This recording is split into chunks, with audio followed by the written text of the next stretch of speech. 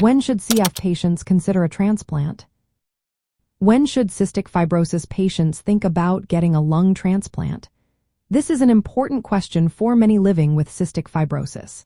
Cystic fibrosis is a genetic condition that primarily affects the lungs, leading to severe respiratory issues. Over time, lung function can decline, and patients may face serious health challenges.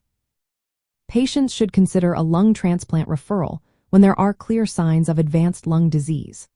One key indicator is when the forced expiratory volume in 1 second is less than 40% of what is predicted for their age and size.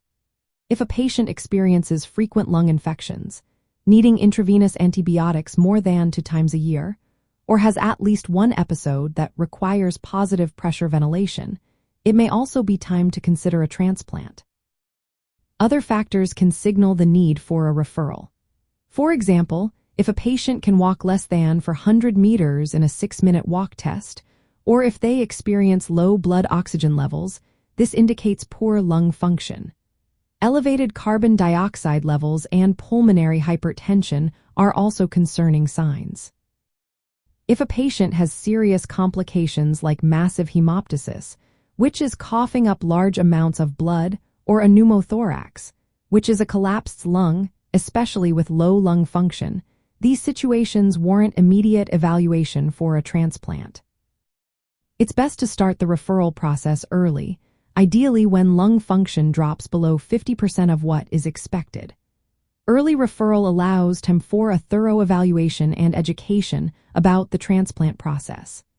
This proactive approach helps patients and their healthcare teams make informed decisions without the urgency of a medical crisis.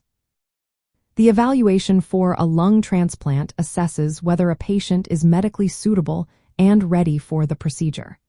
However, being evaluated does not guarantee that a patient will be listed for a transplant immediately. In summary, the decision to refer a cystic fibrosis patient for a lung transplant is based on a mix of declining lung function, the frequency and severity of lung infections, and overall health indicators.